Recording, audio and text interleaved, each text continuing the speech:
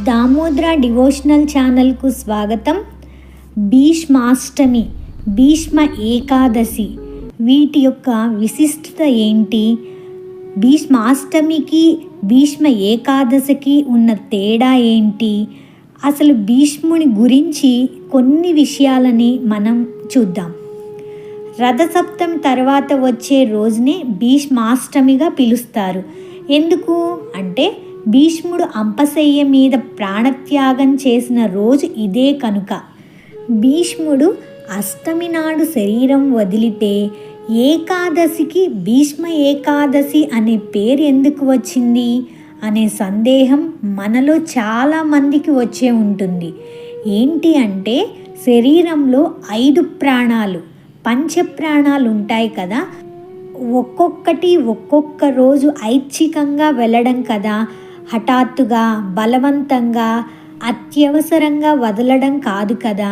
తన ఇష్టపూర్వకంగా శరీరంలో నుంచి ఆ 5 ప్రాణాలను అన్నీ ఒక్కొక్కటిగా వదులుకుంటూ వెళితే ఆయనకి మొత్తం పూర్తిగా ప్రాణశక్తిని శరీరం నుంచి దూరం చేయడానికి 5 రోజులు, ఆ భీష్మ అష్టమి నుంచి భీష్మ ఏకాదశి అంతకాలం పట్టింది అని దాని గురించి వివరణ చెప్పిన పెద్దలు నిర్ధారణ చేసి చెప్పారు.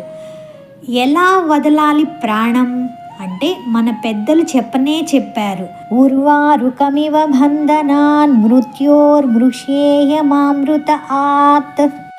దోసపండు తీగకి కలిసి ఉన్నది తొడిమ నుండి వేరైనంత సునాయాసంగా వదలాలంట. సాధారణంగా దోసపండు పందిరికి పాకించకుండా నేల మీదే పాకిస్తూ ఉంటారు.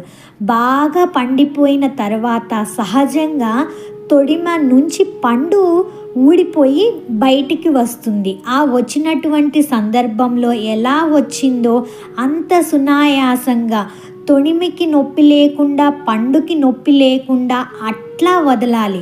అది సరైనటువంటి ప్రాణాన్ని ఐచ్ఛికంగా హాయిగా ఎటువంటి ఆయాసం లేకుండా, అంటే అనాయాసమైనటువంటి మరణం ఏంటి అంటే అలా నెమ్మదిగా క్రమక్రమంగా తొడిమ వదిలి పండు దూరమైనట్లుగా సహజంగా వదలడం. అందువల్ల 5 రోజులు పట్టింది అని అంటూ ఉంటారు పెద్దలు. మామూలుగా ఈ రోజుల్లో కూడా సహజమైన మరణం వచ్చినట్లయితే, ఏదైనా యాక్సిడెంట్ అంటే దుర్ఘటన వల్ల కాకుండా హఠాత్తు మరణాలు కాకపోతే గమనిస్తే మనం వృద్ధాప్యంతో శరీరం వదిలేటటువంటి వారు ఒక్కొక్క ఇంద్రియం పనిచేయడం మానేస్తుంది.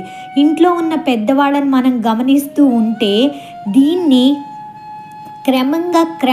క్రమంగా అలా వెళ్ళిపోవడం అన్నది సమయం పడుతుంది. ఆ విధంగా ఆ 5 రోజులు పట్టింది భీష్ముడు శరీరాన్ని వదలడానికి పట్టిన సమయం. అందువల్ల అష్టమి, నవమి, దశమి, ఏకాదశి సాయంకాలానికల్లా 4 ప్రాణాలు కలిసి 5వ ప్రాణంలో కలిసి ఊర్ధ్వముఖంగా వెళ్ళిపోవడం జరిగింది అని చెప్తూ ఉంటారు. ఆ భీష్మ పితామహుణ్ణి తలుచుకుంటూ మనిషిగా పుట్టిన ప్రతి వారు నీటిని తర్పణగా విడవమని చెప్పింది శాస్త్రం. ఇది భీష్మాష్టమి రోజు కంపల్సరిగా చెయ్యాలి అని చెప్పి పెద్దలు చెప్తూ ఉన్నారు. తల్లిదండ్రులు ఉన్నవారైనా సరే తర్పణం విడవడమే కర్తవ్యం. ఎందుకు ఇలా చెప్తారు పెద్దలు అంటే, అసలు చిత్రం అండి. భీష్మునికి కన్న సంతానం లేదు. ఆయనకి సంవత్సరం పితృకార్యాలు ఎవరు చేస్తారు అని సందేహం వస్తూ ఉంటుంది. పాపం పిల్లలు లేకపోయిన వాళ్ళ గతి ఏంటి? కొడుకు లేకపోతే తద్దినం ఎవరు పెడతారు? తర్పణం ఎవరిస్తారు? అంటే భీష్ముని లాగా త్యాగమైనటువంటి జీవితం గడిపినట్లయితే అందరూ సొంత పిల్లలలాగా వాళ్ళకి తర్పణాలు ఇవ్వడం జరుగుతూ ఉంటుంది. అందరూ ఇస్తారు. ఎవరైతే ఈనాడు భీష్మాష్టమి రోజు తర్పణం ఇస్తారో, ఎవరి పేరిట ఇవ్వాలి? భీష్ముని పేరిట ఇస్తారో వారి పితృదేవతలు సంతోషిస్తారట. అలాగే సంతానం లేని వారు ఈరోజు తర్పణం ఇస్తే వారికి సంతానం కలుగుతుంది అని కూడా చెప్తూ ఉంటారు. భీష్ముని జన్మరహస్యం ఏంటి? ఇది చాలామందికి తెలిసే ఉంటుంది, కానీ ఈరోజు ఒకసారి స్మరించుకుందాం అనే ఉద్దేశంలో చెప్తున్నానండి. శంతను మహారాజు చంద్రవంశానికి చెందినవాడు. హస్తినాపురాన్ని పరిపాలిస్తూ ఉండేవాడు. ఒకనాడు శంతను మహారాజు గంగా నది వైపు వెళ్తాడు. అక్కడ ఆయనకు ఓ అమ్మాయి కనిపించింది. రాజుగారికి ఆ అమ్మాయి మీద ప్రేమ కలిగింది. నన్ను పెళ్లి చేసుకుంటావా అని అడిగాడు. అందుకు ఆ అమ్మాయి నవ్వుతూ నేనెవరో తెలుసా అంది. నువ్వెవరైనా సరే నిన్ను వివాహం ఆడుతాను. నా రాజ్యం, నా డబ్బు, నా ప్రాణం సర్వస్వం నీకు ఇచ్చేస్తాను అని బ్రతిమిలాడాడు. అప్పుడు ఆ అమ్మాయి, మహారాజా, మీ ఇష్ట ప్రకారమే మిమ్మల్ని పెళ్లి చేసుకుంటాను, కానీ కొన్ని షరతులు కోరుతాను, వాటికి మీరు ఒప్పుకోవాలి అంది. ఆవేశంతో శంతనుడు అలాగే అని మాట ఇచ్చాడు. వెంటనే ఇద్దరు పెళ్లి చేసుకున్నారు. ఇంతకీ ఆ అమ్మాయి ఎవరు? మనకు తెలుసు కదా, ఎవరో కాదు, గంగాదేవి. పెళ్లి జరిగాక గంగాదేవి రాజుగారికి మరింత ఇష్టురాలైంది. వారిద్దరికీ చాలామంది పిల్లలు పుట్టారు. అందరూ పచ్చగా పనస పండ్లలా ఉన్నారు. అయితే పుట్టిన ప్రతి బిడ్డను ఆమె గంగా నదిలో వదిలేసేది. ఆవిడ ప్రవర్తన చూసి శంతనునికి ఒక వంక ఆశ్చర్యం, మరో వంక దుఃఖం వచ్చేది. కానీ ఏమీ అనడానికి వీల్లేదు. ఆవిడ పెట్టిన షరతుల్లో నువ్వెవరు, ఎక్కడి నుంచి వచ్చావు, ఇలా ఎందుకు చేస్తున్నావు అని అడగడానికి వీల్లేదు కదా. అందుకని శంతనుడు పల్లెత్తు మాట కూడా అనేవాడు కాదు. 7 కొడుకులు పుట్టారు. 7 ఏటిపాలయ్యారు. చివరికి 8వ బిడ్డ పుట్టాడు. ఆ పిల్లవాడిని కూడా గంగలో వదిలేయబోతుంటే శంతనుడు సహించలేక, నువ్వు తల్లివి కావు, ఎందుకింత పాపం చేస్తున్నావు అని అడిగాడు. వెంటనే ఆమె, మహారాజా, మీరు మరిచిపోయినట్లున్నారు. నన్ను గురించి, నేను చేసే పనుల గురించి ఎప్పుడు ఏమీ అడగనని మాట ఇచ్చి వరించారు. ఇక నేను క్షణం కూడా ఇక్కడ ఉండను. ఇప్పుడే వెళ్ళిపోతున్నాను. ఈ పిల్లవాడిని నేను చంపను.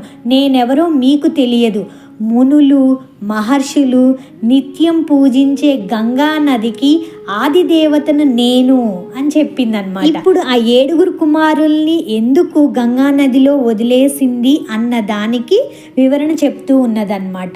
పూర్వం ఒకానొకప్పుడు అష్టవసువులు తమ భార్యల్ని వెంటబెట్టుకొని వశిష్ఠ మహాముని ఆశ్రమ ప్రాంతాలకు విహారానికి వెళ్ళారు.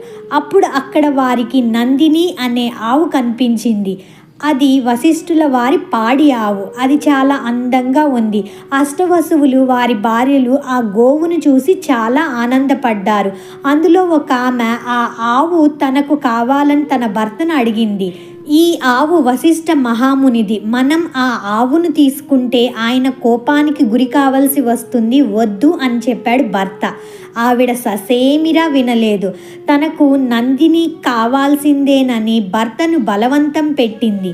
చివరకు ఎలాగైతేనేం అతను సరే అన్నాడు. 8 మంది వసువులు కలిసి ఆ ఆవును దూడతో సహా తోలుకుపోయారు. వశిష్ఠునికి సంగతి తెలిసింది. పట్టరాని కోపంతో మీరంతా మానవులై పుట్టండి అని శపించాడు.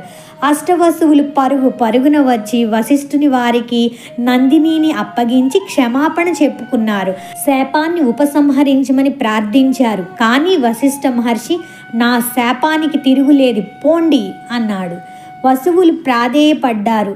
నా ఆవును తోలుకుపోయిన వసువు మాత్రం భూలోకంలో మహావైభవంతో చాలా కాలం జీవిస్తాడు.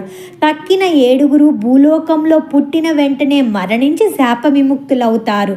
ఇంతకంటే నేను చేయగలిగిందేదీ లేదు అని చెప్పాడు. పోని కొంతలో కొంత ఏదైనా మేలే అని సంతోషించి అష్టవసువులు తిరిగి వెళ్ళిపోయారు.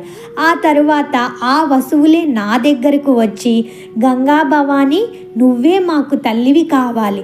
మా కోసం నువ్వు భూలోకానికి వెళ్ళు. అక్కడ ఓ పునీతుణ్ణి వరించు. మేము నీ పుణ్యగర్భాన జన్మిస్తాం. మాకు తర్వాత శాప విమోచనం కలగాలి. మేం పుట్టిన వెంటనే గంగలో విడిచిపెట్టు తల్లి అని మొరపెట్టుకున్నారు. అందుకని నేను భూలోకానికి వచ్చి మిమ్మల్ని పెళ్లి చేసుకున్నాను. అష్టవసువులే మనకు జన్మించారు. ఈ చివరి సంతానాన్ని నేను కొంతకాలం పెంచి మీకు అప్పగిస్తాను అని చెప్పి గంగాదేవి అంతర్ధానమయ్యింది. ఆ పిల్లవాడే దేవవ్రతుడు. వశిష్ఠ మహాముని వద్ద వేదాంగాలు చదువుకున్నాడు. శుక్రాచార్యుని వారి వద్ద శాస్త్రాలన్నీ నేర్చుకున్నాడు. విలువిద్యలో ఆరితేరాడు. రాజనీతి కోవిదుడుగా పేరు పొందాడు. ఆ దేవవ్రతుడే తర్వాత భీష్ముడయ్యాడు. ఆయన కౌరవ పాండవ వంశాలకు పితామహుడు. అటువంటి భీష్ముణ్ణి తలుచుకొని మనందరం తరిద్దాం. భీష్ముని విశిష్టత గురించి కొంచెం చూసుకుందాం. ఒకసారి శ్రీకృష్ణుని కొంతమంది భక్తులు అడిగారు, అందరూ మిమ్మల్నే తలుచుకుంటున్నారు, మరి మీరు ఎవరిని స్మరిస్తున్నారు నిరంతరం అని. ఆయన్ను చూసి అడిగిన ప్రశ్నకు శ్రీకృష్ణుడు ఇచ్చిన సమాధానం, తను ఒక పెద్ద ఆయన్ను తలుచుకుంటున్నాను అని. ఒక్కసారిగా అక్కడ నిశ్శబ్దం తాండవించింది.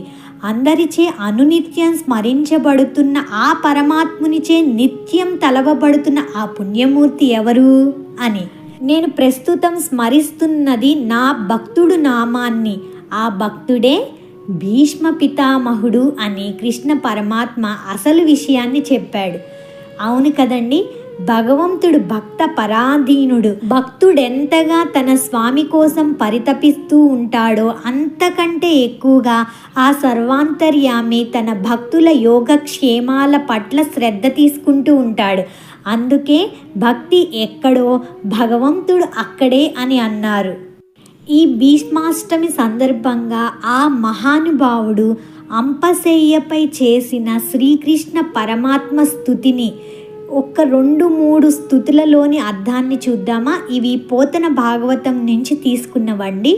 మందాకిని నందనుడైన భీష్ముడు సమస్త దోషాలను నిరస్తం చేసి నిష్కామ భావంతో నిర్మల ధ్యానంతో పీతాంబరదుడు చతుర్భుజుడు పురాణ పురుషుడు పరమేశ్వరుడు అయిన గోవిందుని యందు ఏకాగ్ర బుద్ధిని సంధానించి పరమానంద భరితుడై ప్రకృతి సిద్ధాలైన సంసార బంధాలను పరిహరించే ఉద్దేశంతో ఈ విధంగా ప్రస్తుతించాడు. చూడండి, పైన మందాకిని నందనుడైన భీష్ముడు నిర్మల హృదయంతో స్వామిని ఎలా ప్రార్థిస్తున్నారో చెప్పబోతున్నారు.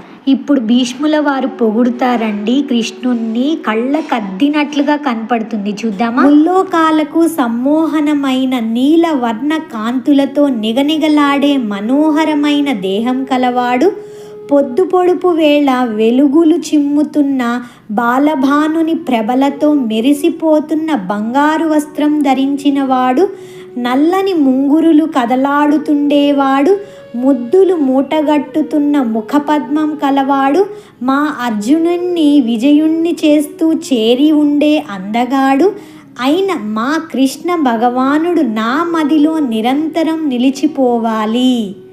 చూడండి ఎంత బాగుందో. ఇంకొకటి కూడా చూద్దాం, భలేగా ఉన్నాయి ఇవి.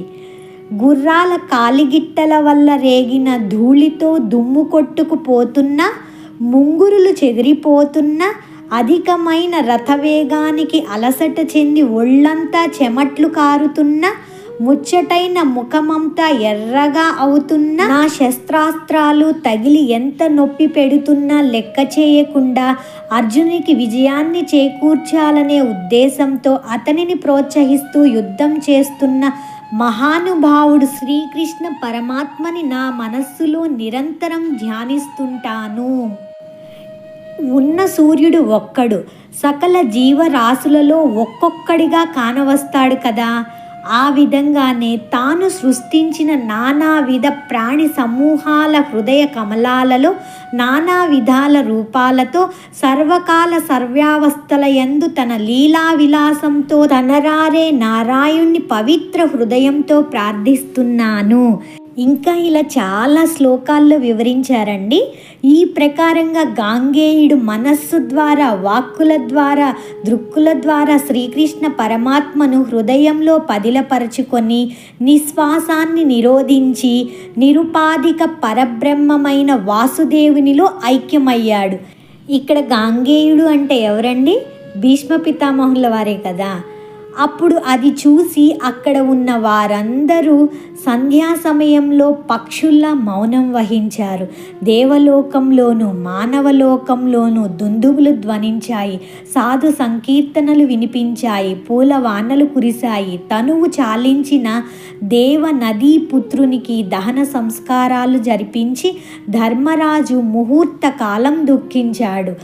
అక్కడి మునులందరూ శ్రీకృష్ణుని రూపం తన మనస్సులలో నిలుపుకొని ఆయన దివ్యావతారాలను కొనియాడుతూ సంతోషిత స్వాంతులై తమ తమ ఆశ్రమాలకు తరలిపోయారు. అనంతరం ధర్మనందనుడు నందనందనునితో కలిసి హస్తినాపురానికి వెళ్ళాడు. అక్కడ గాంధారీ సహితుడైన ధృతరాష్ట్రుణ్ణి ఒప్పించి అతని అంగీకారంతో శ్రీకృష్ణుని ఆమోదంతో తన తాత తండ్రుల పరిపాలించిన రాజ్యాన్ని స్వీకరించిన వాడే ధర్మం తప్పకుండా ప్రజలను పాలించసాగాడు. ఇలా భీష్ముని గురించి చెప్పుకుంటూ పోతే ఎంతైనా చెప్పుకోవచ్చండి. కుదిరితే రేపు మహాభారత యుద్ధంలో భీష్ముని పాత్ర గురించి, అలాగే విష్ణు సహస్రనామం మనకు తెలుసు కదా, స్టార్టింగ్లోనే వస్తుంది. కిమేకం దైవతం లోకే కిం వాప్యేకం పరాయణం సువంతః కః కమశ్చంతం ప్రాప్నుయుర్మానవా శుభం. వీటి యొక్క అర్థాన్ని కూడా రేపు చూద్దాము. ఇవన్నీ మనకు విష్ణు సహస్రనామంలో తెలిసినవే, కాకపోతే ఇంకోసారి గమనించే ప్రయత్నం చేద్దాం. ఈ భీష్మాష్టమి భీష్మ ఏకాదశికి మధ్య తేడాని సేకరించిన విషయం, పెద్దలు చెప్తున్న ప్రవచనాల నుంచి గమనించి చెప్పిన విషయం అండి. ఇది కరెక్ట్ అయ్యుండొచ్చు, ఉండకపోయి ఉండొచ్చు, గమనించగలరు. సర్వం శ్రీకృష్ణార్పణమస్తు.